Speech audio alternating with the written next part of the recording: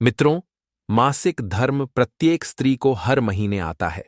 यह कोई सामान्य प्रक्रिया नहीं, बल्कि एक ऐसी अवस्था है जिसमें स्त्री का शरीर, मन और आत्मा तीनों किसी अदृश्य संघर्ष से गुजरते हैं। तो आज के इस वीडियो में हम जानेंगे कि मासिक धर्म के दौरान स्त्रियों को कौन से कार्य नहीं करने चाहिए। साथ ही यह भी समझेंगे कि स्त्रियों को किस श्राप की वजह से मासिक धर्म की पीड़ा को उठाना पड़ता है। इस विश्व जगत में जितने लोग हैं, उनके अपने अपने विचार हैं। कोई इसे एक शुद्धिकरण की प्रक्रिया मानता है, तो कोई इसे पाप का परिणाम। जब स्त्रियों को मासिक पीड़ा होती है, तो कुछ लोग उन्हें उस समय अछूत समझने लगते हैं, जैसे वे कोई अभिशापित देह हों, जिनसे दूर रहना ही धर्म हो। पर क्या वास्तव में ऐसा है?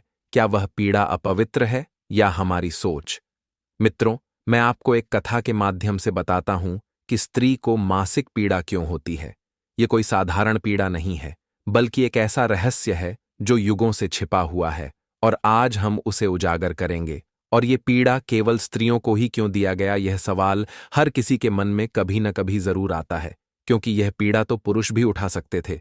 पर ऐसा क्यों नहीं हुआ? क्या इसके पीछे कोई विशेष कारण है या कोई दैवी न्याय? तो चलिए वीडियो को शुरू करते हैं मित्रों। एक बार कैलाश पर्वत पर ध्यान मग्न बैठे भगवान शिव के समीप माता पार्वती उपस्थित होती हैं। उनके मुख पर एक गंभीर शांति होती है, लेकिन आंखों में एक चिरकाल से पल रहा प्रश्न उमड़ने लगता है। माता पार्वती भगवान शिव की ओर देखती हैं और विनम्र स्वर में कहती हैं, हे नाथ, आज मेरे मन में एक विचित्र शंका उत्पन्न हो रही है। एक ऐसा प्रश्न जो मुझे कई युगों से भीतर ही भीतर व्याकुल करता रहा है। हे महादेव, आप तो त्रिलोक के ज्ञाता हैं। सृष्टि के रहस्य आपसे छिपे नहीं हैं। इसीलिए मैं आज आपके चरणों में बैठकर अपने हृदय की इस उलझन को आपसे साझा करना चाहती हूँ, क्योंकि मुझे विश्वास है कि इस ब्रह्मांड में केवल आप ही हैं जो मेरे मन में उठ रही इस जिज्ञासा का पूर्ण समाधान कर सकते हैं। माता पार्वती की गंभीरता और उनकी जिज्ञासा को देखकर भगवान शिव मंद मुस्कान के साथ उनकी ओर दृष्टि करते हैं और शांत स्वर में कहते हैं, हे देवी, तुम्हारे मन में जो भी प्रश्न है, तुम उसे निसंकोच होकर पूछो। मैं वचन देता हूं कि तुम्हारे मन की समस्त शंकाओं का समाधान करूंगा और तुम्हारे अंतर्मन में जो भ्रम है उसे शांत करूंगा। तब माता पार्वती भगवान शिव की ओर देखकर श्रद्धा और जिज्ञासा के भाव से कहती हैं, हे नाथ, मेरे मन में यह जानने की तीव्र इच्छा हो रही है कि वह कौन सा श्राप था जिसके कारण स्त्रियों को मासिक धर्म जैसी पीड़ा को सहन करना पड़ा। यह कोई सामान्य बात नहीं है, क्योंकि यह पीड़ा केवल स्त्रियों को ही क्यों दी गई। यह सृष्टि का ऐसा रहस्य है जो मुझे भीतर से व्याकुल कर रहा है। माता पार्वती थोड़ी देर मौन रहकर पुनः भगवान शिव से पूछती हैं, हे प्रभु, मेरा दूसरा प्रश्न यह है कि जब कोई स्त्री रजस्वला होती है, तो उसे कौन से कार्य नहीं करने चाहिए जिससे वह अनजाने में किसी पाप की भागी न बन जाए। मैं यह जानना चाहती हूँ ताकि इस विषय में जो भ्रांतियां हैं उन्हें दूर किया जा सके और सत्य का प्रकाश फैलाया जा सके। तब भगवान शिव माता पार्वती की ओर देखकर गंभीर स्वर में कहते हैं, हे देवी पार्वती, तुमने जो प्रश्न किया है वह न केवल स्त्रियों से जुड़ा है, बल्कि संपूर्ण मानव जाति के कल्याण से भी संबंध रखता है। इसलिए यह प्रश्न अत्यंत महत्वपूर्ण है। हे देवी, मैं तुम्हारे इन सभी प्रश्नों का उत्तर सीधे सीधे न देकर एक ऐसे पुरुष के जीवन की घटनाओं के माध्यम से दूंगा जिसका नाम था आर्यमित्र, क्योंकि इस कथा में ही छिपा है तुम्हारे प्रश्नों का संपूर्ण उत्तर, जो तुम्हें स्वयं अनुभव के माध्यम से ज्ञात होगा। यह कथा इतनी पावन है कि इसके श्रवण मात्र से ही समस्त मनुष्यों के पाप नष्ट हो जाते हैं।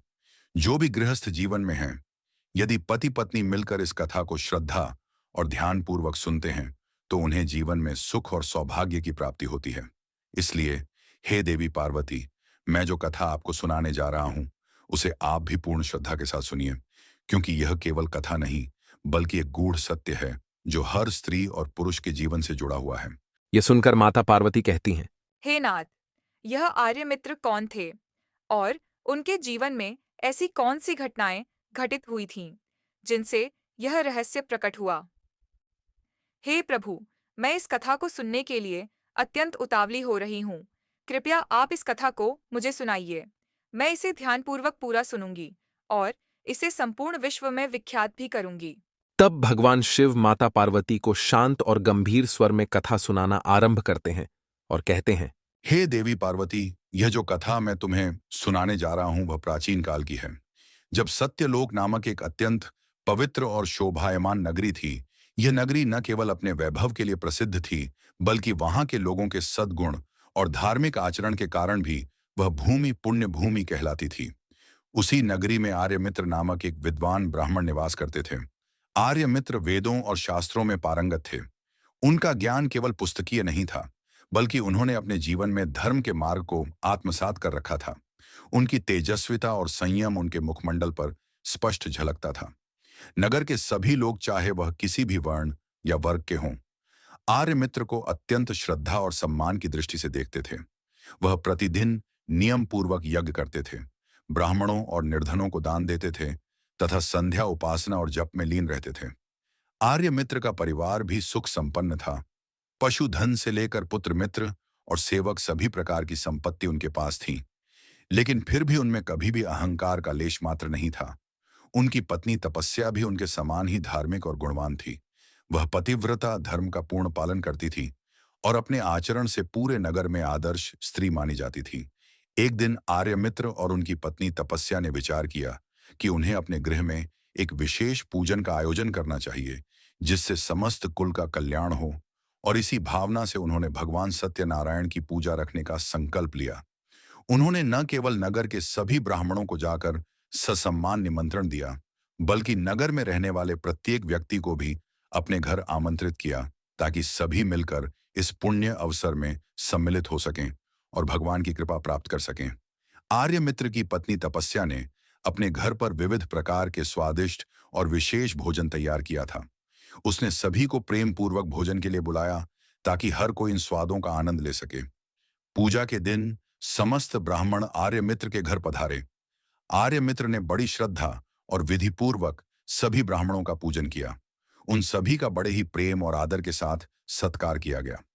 उनका सम्मान और आतिथ्य इतना प्रगाढ़ था कि वहां उपस्थित हर व्यक्ति ने उस शांति और सुकून को महसूस किया, जो केवल प्रेम और श्रद्धा से उत्पन्न होती है।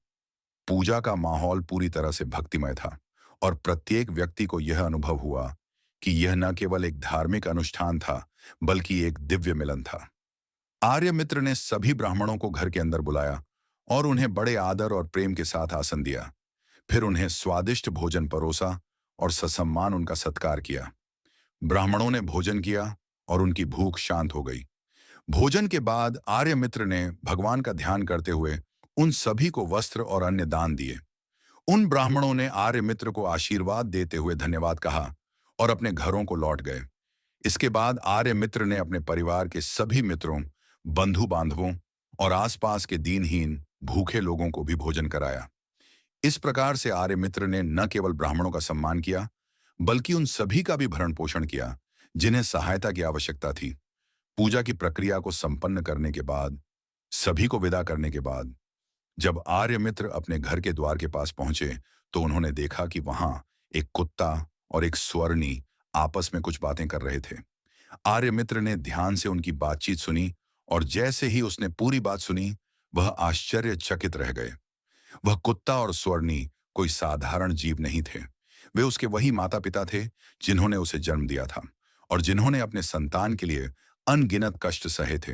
लेकिन पिछले जन्म के पाप कर्मों के प्रभाव से इस जन्म में उन्हें ऐसा शरीर प्राप्त हुआ था।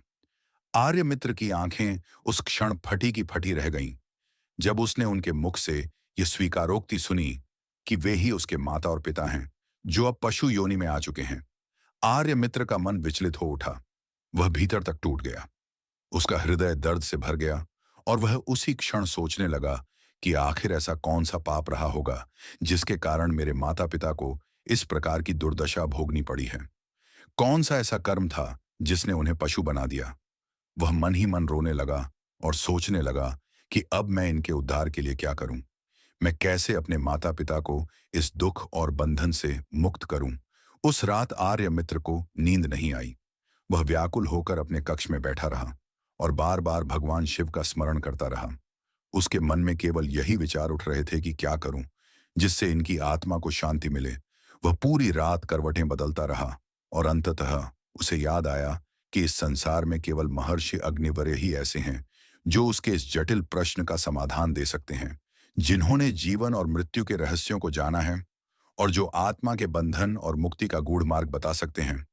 सुबह होते ही आर्यमित्र ने स्नान आदि कार्य संपन्न किए और सीधे महर्षि अग्निवर्य के आश्रम की ओर प्रस्थान किया। जैसे ही वह आश्रम के अंदर प्रवेश करता है, महर्षि अग्निवर्य ने आर्यमित्र का स्वागत किया और स्नेहपूर्वक उसे आसन देकर बैठाया।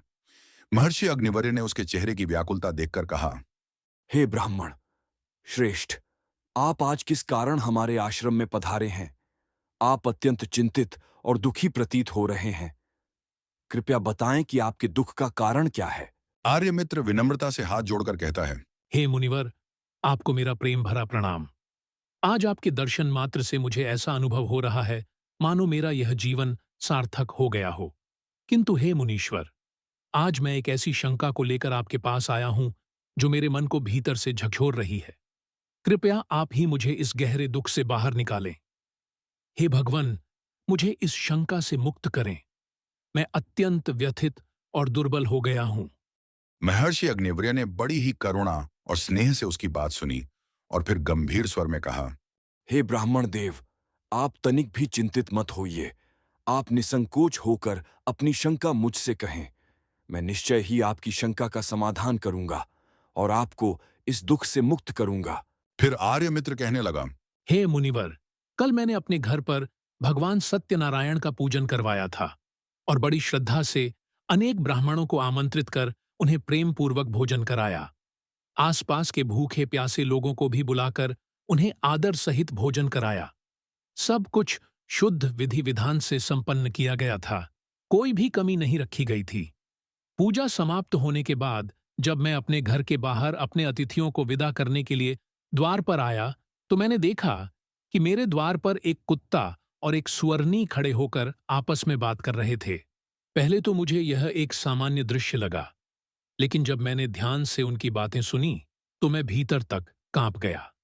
सबसे पहले वह कुत्ता उस सुअरनी से कहने लगा कि देखो, आज हमारे पुत्र के घर में कैसी भयानक घटना होते होते टल गई। ब्राह्मणों के भोजन के लिए जो दूध रखा गया था उसमें एक सर्प ने आकर अपना विष छोड़ दिया था।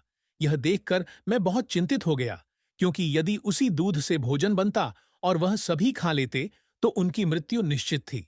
इसीलिए मैंने बिना देर किए वह सारा दूध पी लिया। लेकिन जैसे ही मेरी बहू ने मुझे देखा, उसने मुझे पहचानना तो दूर मेरी ओर क्रोध से देखा और बिना कुछ सोचे मुझे डंडों से पीटने लगी, जिससे मेरे शरीर में गहरी चोटें आईं और मैं बड़ी पीड़ा में हूं। अब ठीक से चलना भी कठिन हो गया है। कुत्ते की यह बात सुनकर सुअरनी बहुत दुखी हो गई और अपनी करुण कथा कहने लगी और बोली कि हे प्रीतम, अब मैं भी तुम्हें मेरे दुख का कारण सुनाती हूँ। मैं पूर्व जन्म में इसी ब्राह्मण की जननी थी। मैंने इसे जन्म दिया, इसका लालन पालन किया, लेकिन आज इसने सभी लोगों को भोजन कराया, सत्कार किया, आदर दिया, परंतु मेरे सामने न तो घास डाली गई और न ही मुझे जल पिलाया। यह देखकर मुझे अत्यंत वेदना होने लगी। मैं भीतर से टूट गई और सोचने लगी, क्या यही वह पुत्र है जिसे मैंने अपने हृदय के रक्त से सींचा था? क्या यही वह है जो आज मेरी ओर देखना तक नहीं चाहता? मैं घंटों उसके द्वार पर खड़ी रही, लेकिन उसकी दृष्टि भी मुझ तक नहीं पहुंची और उस क्षण मेरे हृदय में ऐसी पीड़ा उठी जो अब तक कम नहीं हो रही। मुझे यही समझ नहीं आता कि कौन सा ऐसा पाप मैंने किया था जो आज मुझे यह स्वरूप और यह अपमान सहना पड़ रहा है। आर्यमित्र बोला कि हे मुनिवर, इसी कारण से मैं बहुत दुखी हो गया हूं। इस प्रकार से अपने माता पिता को कुत्ते और सुअरनी के रूप में ऐसा बोलते हुए देखकर मुझे बड़ा दुख हो रहा है। हे मुनिवर, मुझे रात भर नींद नहीं आ रही है। हर क्षण मुझे बस यही चिंता सताए जा रही है कि मैंने कभी कोई पाप नहीं किया है, हमेशा धर्म के कार्य किए हैं, परंतु फिर भी मेरे माता पिता को ऐसे कष्ट झेलने पड़ रहे हैं। हे मुनिवर, यही मेरी शंका है। इसी कारण से आज मैं आपके पास आया हूं। कृपया आप अपनी दिव्य शक्ति से पता करके मुझे बताइए कि किस कारण से मेरे माता पिता की ऐसी दुर्दशा हुई है और उनकी मुक्ति के लिए मुझे कौन सा कर्म करना होगा। तब मुनि अग्निवर्य जी ने ध्यान लगाते हुए वह सब कुछ देख लिया और उस ब्राह्मण आर्य मित्र के माता पिता के पूर्व जन्म के कर्मों के बारे में आर्य मित्र से कहने लगते हैं कि हे ब्राह्मण आर्य मित्र, तुम्हारे माता पिता ने पिछले जन्म में घोर पाप किया है। उसी पाप कर्मों के कारण आज उनकी ऐसी दुर्दशा हुई है। आर्य मित्र कहने लगता है कि हे गुरुदेव, कौन से पाप के कारण मेरे माता पिता की दुर्दशा हुई है? कृपया मुझे उसके बारे में विस्तार से बताने की कृपा करें। मैं जानना चाहता हूँ। फिर मुनि अग्निवर्य जी कहते हैं कि हे ब्राह्मण आर्य मित्र, तुम ध्यान से सुनो। यह कुत्ता जो तुम्हारे पिता हैं, यह पिछले जन्म में कुशीनगर के श्रेष्ठ ब्राह्मण हुआ करते थे। इन्होंने एक दिन एकादशी का व्रत रखा, परंतु यह उसका पालन ना कर सके और भोजन कर लिया था। एकादशी के व्रत के दिन तुम्हारे पिता ने दान धर्म भी नहीं किया। इन्होंने अपने द्वार पर आए हुए कुत्तों को कभी भोजन नहीं खिलाया। तुम्हारे पिता ने अपने पितरों का श्राद्ध भी विधिपूर्वक नहीं किया। तुम्हारे पिता ने पिछले जन्म में मासिक धर्म के दौरान ही तुम्हारी माता के साथ संबंध बनाया था, और इसी पाप के कारण तुम्हारे पिताजी को इस जन्म में कुत्ते का जन्म मिला है। हे ब्राह्मण पुत्र, अब तुम अपनी माता के बारे में सुनो। तुम्हारी माता ने रजस्वला होते हुए भी भोजन बनाया। मासिक धर्म के दौरान ही इसने भगवान की पूजा उपासना की, तुलसी को जल चढ़ाया। रजस्वला होते हुए भी तुम्हारी माता ने भगवान को भोग लगाया। इसी कारण से इसे महापाप लगा है। मासिक धर्म के दौरान स्त्री 3 से 5 दिनों के लिए अपवित्र हो जाती है। मासिक धर्म के दौरान स्त्री को पूजा पाठ नहीं करना चाहिए, ना ही सत्संग में भाग लेना चाहिए, क्योंकि यह काल स्त्री के लिए शारीरिक और आध्यात्मिक रूप से विश्राम का समय माना गया है। प्रत्येक स्त्री को इन 3 से 5 दिनों में अपने बाल भी नहीं धोने चाहिए, क्योंकि ऐसी मान्यता है कि इससे उसके पति की आयु पर विपरीत प्रभाव पड़ सकता है। इस समय स्त्री का शरीर शुद्धिकरण की प्रक्रिया से गुजरता है, और ऐसे में किसी भी प्रकार की धार्मिक गतिविधियों से दूरी बनाए रखना ही श्रेयस्कर होता है। मासिक धर्म के दौरान स्त्रियों को पेड़ पौधों को भी स्पर्श नहीं करना चाहिए, क्योंकि उनकी ऊर्जा उस समय अस्थिर मानी जाती है, और इससे प्रकृति पर भी नकारात्मक प्रभाव पड़ सकता है। प्रत्येक रजस्वला स्त्री के साथ इस समय किसी भी प्रकार का शारीरिक संबंध बनाना धर्म के विरुद्ध बताया गया है। ऐसा करना न केवल पाप की श्रेणी में आता है, बल्कि इससे दोनों के शरीर और आत्मा पर दुष्प्रभाव पड़ता है। वह मुनिवर अब आगे कहते हैं कि जो पुरुष रजस्वला स्त्री के साथ संबंध बनाता है, उसे ब्रह्म हत्या के समान पाप लगता है। यह कोई साधारण दोष नहीं, बल्कि एक अत्यंत गंभीर अधर्म है, जो उसकी आत्मा को कलुषित कर देता है। जो पुरुष केवल उस स्त्री के वस्त्रों को ही स्पर्श करता है, उसे भी पाप का भागी बनना पड़ता है, क्योंकि रजस्वला स्त्री के वस्त्रों में भी उन अपवित्र तरंगों का वास माना जाता है, जो उस समय उसके शरीर में सक्रिय रहती हैं। रजस्वला स्त्री के शरीर में 3 से 5 दिनों तक ब्रह्म हत्या जैसा पाप निवास करता है, और वह स्वयं भी इस अवधि में शुद्ध नहीं मानी जाती। इन दिनों में उसे धार्मिक कर्तव्यों से दूर रहना चाहिए। 6वें दिन जब वह विधिपूर्वक स्नान करती है, तभी वह फिर से पवित्रता को प्राप्त करती है। इस पवित्र स्नान के पश्चात स्त्री को सबसे पहले अपने पति के दर्शन करने चाहिए, क्योंकि वही उसका धर्म है, वही उसका देवता है। यदि उसका पति समीप न हो तो उसे सूर्य देव के दर्शन करने चाहिए, जिससे उसका मन और आत्मा पुनः उज्ज्वल हो सके और वह फिर से गृहस्थ जीवन के कर्तव्यों में लौट सके। गुरु अग्निवर्य आर्यमित्र से कहते हैं, हे ब्राह्मण श्रेष्ठ, इसी पाप के कारण तुम्हारे पिता को कुत्ते और तुम्हारी माता को सुवर्ण का जन्म प्राप्त हुआ है। यह केवल एक दैविक दंड नहीं, बल्कि पूर्व जन्मों के कर्मों का फल है, जिसे भोगना ही पड़ता है। हे मुनिवर, अब आप मुझे मेरे माता पिता की मुक्ति के लिए उपाय बताने की कृपा करें। मुझे यह बोझ सहन नहीं हो रहा कि मेरे ही कारण मेरे माता पिता को ऐसा जीवन मिला है। तब महर्षि अग्निवर्य अपनी दिव्य दृष्टि से ध्यान लगाते हैं और इसका मार्ग भी देख लेते हैं और कहते हैं कि हे ब्राह्मण, तुम किसी भी अमावस्या के दिन अपने माता पिता की आत्मा की शांति के लिए विधिपूर्वक श्राद्ध तथा तर्पण करो। साथ ही सच्चे मन से दान धर्म करो। जो पवित्र ब्राह्मण हो उन्हें भोजन कराओ, गाय की सेवा करो और गौ माता को अपने हाथों से भोग खिलाओ और अपने माता पिता की मुक्ति के लिए भगवान से प्रार्थना करो।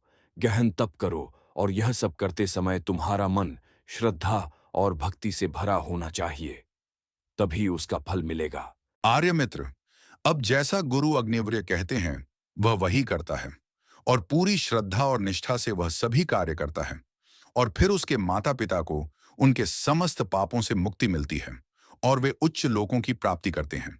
अब भगवान शिव माता पार्वती से कहते हैं, हे देवी, अब मैंने तुम्हें रजस्वला स्त्री को कौन से कार्य नहीं करने चाहिए इस विषय में विस्तार से बता दिया है। यह नियम केवल धार्मिक नहीं बल्कि आत्मिक शुद्धि से भी जुड़े हैं। हे देवी, अब मैं तुम्हें यह भी बताता हूं कि किस श्राप के कारण प्रत्येक स्त्री जाति को मासिक धर्म की कठोर पीड़ा को सहन करना पड़ता है। यह कोई सामान्य घटना नहीं बल्कि एक पुरातन श्राप का परिणाम है।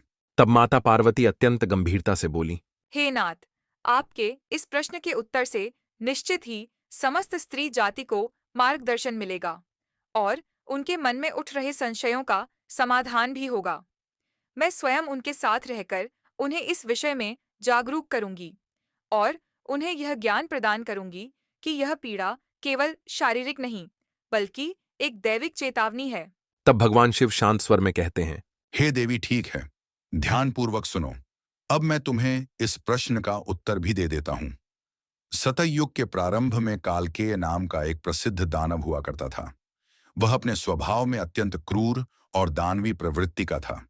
उसकी वाणी से केवल हिंसा झलकती थी और वह हर समय युद्ध और विनाश के लिए तत्पर रहता था। फिर अचानक से एक दिन ऐसा समय आता है जब समस्त दानव वृत्रासुर के नेतृत्व में एकत्र हो जाते हैं और वे सभी मिलकर स्वर्गलोक पर आक्रमण करने लगते हैं। उन असुरों के पास अत्यंत भयानक और शक्तिशाली अस्त्र शस्त्र होते हैं जिनकी चमक और शक्ति देखकर देवताओं के मन में भय उत्पन्न हो जाता है। उनका सामना करने का सामर्थ्य किसी भी देवता में नहीं रह जाता। वे सभी अस्त्र इतने घातक होते हैं कि देवताओं की समस्त सेना पीछे हटने लगती है और अंततः वे स्वर्ग लोक छोड़कर भाग जाते हैं। सभी देवता अपने प्राणों की रक्षा हेतु ब्रह्मलोक पहुंचते हैं और ब्रह्मदेव के चरणों में गिरकर उनसे अपनी व्यथा कह सुनाते हैं। तब ब्रह्मा जी गहन ध्यान में जाते हैं और फिर कहते हैं, हे इंद्र, इस संकट से उबरने का केवल एक ही उपाय है। तुम्हें इसी क्षण महर्षि दधीच के पास जाना चाहिए। वे तुम्हें अपनी शरीर की हड्डियों से ऐसे दिव्य अस्त्र प्रदान करेंगे जिनके द्वारा तुम असुरों को परास्त कर सकोगे और वृत्रासुर का अंत कर सकोगे। ब्रह्मा जी के वचन सुनकर सभी देवता तुरंत महर्षि दधीच के आश्रम की ओर प्रस्थान करते हैं। वे वहां जाकर उनसे करुण भाव से विनती करते हैं और संसार के कल्याण हेतु उनकी सहायता की याचना करते हैं। फिर महर्षि दधीच उन सभी की प्रार्थना को स्वीकार करते हैं और बिना किसी हिचकिचाहट के अपना शरीर त्याग कर अपनी ही अस्थियों से दिव्य अस्त्रों का निर्माण करते हैं। उन्हीं अस्त्रों में से एक होता है वज्र नामक अस्त्र, जिसे देवराज इंद्र ससम्मान धारण कर लेते हैं। फिर एक बार पुनः समस्त देवता संगठित होकर युद्ध भूमि की ओर प्रस्थान करते हैं और वृत्रासुर सहित समस्त दानवों के विरुद्ध भीषण संग्राम छेड़ देते हैं। आकाश मंडल में युद्ध की गर्जना गूंजने लगती है। देवता और दानव आमने सामने आकर एक दूसरे पर प्रहार करने लगते हैं। यह युद्ध कई दिनों तक चलता है और अंततः वह क्षण आता है जब देवराज इंद्र और वृत्रासुर आमने सामने होते हैं। उनके बीच भयानक संग्राम होता है। युद्ध की तीव्रता इतनी होती है कि दिशाएं भी कांप उठती हैं और उसी समय देवराज इंद्र अपने वज्र का प्रहार करते हैं और वह प्रहार इतना शक्तिशाली होता है कि वृत्रासुर वही धराशायी हो जाता है और यहीं से असुरों की शक्ति का अंत आरंभ हो जाता है। और इस तरह देवराज इंद्र अपने वज्र का प्रहार करके वृत्रासुर को मार डालते हैं। उस वृत्रासुर के शरीर में एक भयंकर ब्रह्म हत्या वास करती थी, जो उसके जीवन भर के पापों का परिणाम थी, क्योंकि उसने असंख्य ब्राह्मणों और निर्दोषों की हत्या की थी। जब देवराज इंद्र ने अपने वज्र से उसका वध किया तो उसके मरते ही वह ब्रह्म हत्या वहां से निकलकर देवराज इंद्र का पीछा करने लगती है और शीघ्र ही वह ब्रह्म हत्या एक धुएं के रूप में इंद्र के शरीर में प्रवेश कर जाती है, जिसके परिणाम स्वरूप देवराज इंद्र को ब्रह्म हत्या का पाप लग जाता है। उनका शरीर कांपने लगता है और उनका तेज मंद पड़ने लगता है।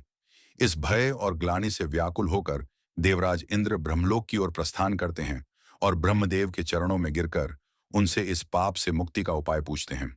ब्रह्मदेव ध्यान मग्न होकर स्थिति को अपनी दिव्य दृष्टि से देखते हैं और फिर आज्ञा देते हैं कि वह ब्रह्महत्या इंद्र के शरीर से बाहर आ जाए। जैसे ही ब्रह्मा जी की वाणी होती है, उस क्षण वह ब्रह्महत्या एक विकराल छाया के रूप में इंद्र के शरीर से बाहर निकल आती है और ब्रह्मदेव के समक्ष खड़ी होकर करुण स्वर में कहती है, हे परमपिता ब्रह्मा, मैं अब तक वृत्रासुर के शरीर में निवास कर रही थी, क्योंकि उसने अनेकों ब्राह्मणों की हत्या करके यह पाप अर्जित किया था। जब देवराज इंद्र ने उसका वध किया, तो मैं उसके शरीर से निकलकर इंद्र में समा गई, क्योंकि वध करने वाला भी उस पाप का भागी होता है। अब मैं आपसे प्रार्थना करती हूं कि कृपया मुझे कोई ऐसा स्थान प्रदान करें जहां मैं स्थायी रूप से निवास कर सकूं और विचरण न करना पड़े। फिर ब्रह्मदेव ने ब्रह्महत्या से कहा, हे ब्रह्महत्या, मैं तुम्हें उचित स्थान देता हूं। ब्रह्मदेव ने ब्रह्महत्या के 4 भाग कर दिए और कहा, हे ब्रह्महत्या, तुम्हारा 1/4 भाग अग्नि के भीतर रहेगा, क्योंकि जो भी मनुष्य अग्नि को आहुति नहीं देगा या जो अग्नि की महिमा का अपमान करेगा, तुम उसके शरीर में प्रवेश कर लेना। तुम अग्नि के भीतर तब तक रहोगी जब तक वह व्यक्ति अग्नि का आदर करना नहीं सीखता। फिर ब्रह्मदेव ने कहा, तुम्हारा दूसरा 1/4 भाग जल के भीतर रहेगा। जो भी जल में थूकेगा या जल में मलमूत्र का त्याग करेगा, तुम उसके शरीर में प्रवेश करोगी। इसी प्रकार जल की पवित्रता को तोड़ने वाले लोगों के शरीर में ब्रह्म हत्या वास करेगी। इसके बाद ब्रह्मदेव ने तीसरे हिस्से के बारे में कहा, तुम्हारा तीसरा भाग पेड़ पौधों और वृक्षों के भीतर रहेगा, क्योंकि जो मनुष्य अकारण ही वृक्षों को काटेगा या प्राकृतिक संसाधनों का अनावश्यक दोहन करेगा, उसे भी ब्रह्म हत्या का पाप लगेगा। फिर ब्रह्मदेव ने अप्सराओं को बुलाया और कहा, हे अप्सराओं, इस ब्रह्म हत्या का 1/4 भाग तुम ग्रहण करो। फिर अप्सराएं कहने लगी, हे प्रभु, अगर आपकी यही आज्ञा है तो हम इसे ग्रहण करने के लिए तैयार हैं, लेकिन कृपया हमें इस ब्रह्म हत्या के प्रभाव से मुक्ति का कोई उपाय भी बताइए, ताकि हम इसे अपने शरीर से निकाल सकें। ब्रह्मदेव ने उन्हें ध्यान से देखा और फिर कहने लगे, हे अप्सराओं, जैसा कि तुम जानती हो, यह ब्रह्म हत्या उन पुरुषों के साथ जुड़ी होती है जो रजस्वला स्त्री के साथ संबंध बनाते हैं। जब पुरुष रजस्वला स्त्री के साथ किसी प्रकार का संबंध बनाता है, तो वह ब्रह्म हत्या को अपने भीतर प्रवेश करने का अवसर देता है। इस पाप का भाग 4 हिस्सों में विभाजित हुआ है। पहला भाग अग्नि में रहता है, दूसरा जल में और तीसरा भाग वृक्षों में स्थित होता है। चौथा भाग उस ब्रह्म हत्या का स्त्रियों के अंदर निवास करता है जो मासिक धर्म के दौरान शारीरिक और मानसिक रूप से शुद्ध नहीं होती। ब्रह्मदेव ने कहा, इस ब्रह्म हत्या के कारण ही स्त्रियों को मासिक धर्म का कष्ट सहना पड़ता है। जो पुरुष मासिक धर्म के दौरान स्त्रियों को स्पर्श करते हैं या उनके साथ शारीरिक संबंध बनाते हैं, वे उस ब्रह्म हत्या के पाप का भागी बनते हैं। यह पाप उनके शरीर में प्रवेश कर जाता है और उन्हें पवित्रता की ओर नहीं बढ़ने देता। इस प्रकार से ब्रह्म हत्या के प्रभाव को 4 हिस्सों में बांटा गया और उसकी जड़ को ठीक से समझाया गया। ब्रह्मदेव ने अप्सराओं को चेतावनी दी कि इस ब्रह्म हत्या के प्रभाव को संतुलित करना और उससे मुक्ति प्राप्त करना उनके लिए अत्यंत आवश्यक है। अब आगे भगवान शिव माता पार्वती से कहते हैं, हे देवी, अब मैंने तुम्हें विस्तार पूर्वक यह बता दिया है कि रजस्वला स्त्री को किन कार्यों से दूर रहना चाहिए, और साथ ही यह भी कि किस श्राप के कारण समस्त स्त्री जाति को मासिक धर्म जैसी पीड़ा से गुजरना पड़ता है। यह केवल एक शारीरिक प्रक्रिया नहीं है, बल्कि यह उस ब्रह्म हत्या के श्राप का परिणाम है जिसे स्त्रियों के एक भाग में स्थान मिला था। यह पवित्रता और अपवित्रता का भेद उस काल से चला आ रहा है। तब माता पार्वती अत्यंत गंभीर होकर कहती हैं, हे महादेव, आपने आज जो मुझे ज्ञान दिया है वह समस्त स्त्री जाति के लिए कल्याणकारी है। आपने मुझे उस गूढ़ सत्य से अवगत कराया है जिसे जानना आवश्यक था। मैं भी आपको यह वचन देती हूँ कि जो स्त्री मासिक धर्म के समय इन बातों की अवहेलना करेगी, जैसे कि पूजा पाठ करना, देवताओं को स्पर्श करना या पति के साथ संबंध बनाना, तो ऐसे घरों में माता लक्ष्मी कभी प्रवेश नहीं करती हैं, क्योंकि यह काल वह समय होता है जब स्त्री का शरीर और मन दोनों शुद्ध की प्रक्रिया से गुजरते हैं, और ऐसे समय में उसे विश्राम और आत्मचिंतन की आवश्यकता होती है। इसीलिए मित्रों, यही कारण है कि मासिक धर्म के दौरान स्त्रियों को विशिष्ट नियमों का पालन करना चाहिए और इन दिनों उन्हें कुछ कार्यों से दूर रहना चाहिए, ताकि उनका शरीर और आत्मा दोनों संतुलन में रह सकें। मित्रों, आप सभी का इस अद्भुत और रहस्यमयी कथा को अंत तक सुनने के लिए हृदय से आभार। यह कोई साधारण कथा नहीं थी, बल्कि यह वह गूढ़ ज्ञान था जिसे जानकर हम अपने जीवन के अनेक प्रश्नों का उत्तर पा सकते हैं। इस कथा में छिपे हुए रहस्यों ने हमें यह बताया कि हमारे शास्त्रों में हर नियम और प्रतिबंध के पीछे एक गहरी आध्यात्मिक और सामाजिक समझ छिपी हुई है, और जब हम उसे जान लेते हैं तब हमारे भीतर श्रद्धा का भाव और भी गहरा हो जाता है। यदि आपको यह कथा अच्छी लगी हो, यदि आपने इसमें कुछ नया सीखा हो, कुछ ऐसा जो आपके मन को छू गया हो, तो कृपया इसे लाइक अवश्य करें। आपकी एक प्रतिक्रिया हमें और अधिक प्रेरित करती है और हमें ऐसे ही गूढ़ और आध्यात्मिक रहस्यों को आप तक लाने की शक्ति देती है। कमेंट में जय शिव शंभू अथवा हर हर महादेव अवश्य लिखें, ताकि हमारी यह दिव्य कथा महादेव के चरणों तक पहुंचे और उनकी कृपा सदैव बनी रहे। यदि आप हमारे चैनल पर नए हैं और ऐसी ही दिव्य रहस्यमयी कहानियां सुनना चाहते हैं जो पौराणिकता के गर्भ से निकलकर आपके जीवन को नई दृष्टि दें, तो चैनल को सब्सक्राइब अवश्य करें। और हाँ मित्रों, यदि आपने इस वीडियो को यहां तक देखा है तो निश्चय ही आप हमारे उन विशेष श्रोताओं में से हैं जिनका साथ हमारे लिए अनमोल है। आपका इस वीडियो को यहां तक देखने के लिए हृदय से आभार। ऐसे ही जुड़े रहिएगा। हम फिर आएंगे एक नई कथा के साथ। तब तक के लिए हर हर महादेव। जय श्री कृष्ण। राधे राधे।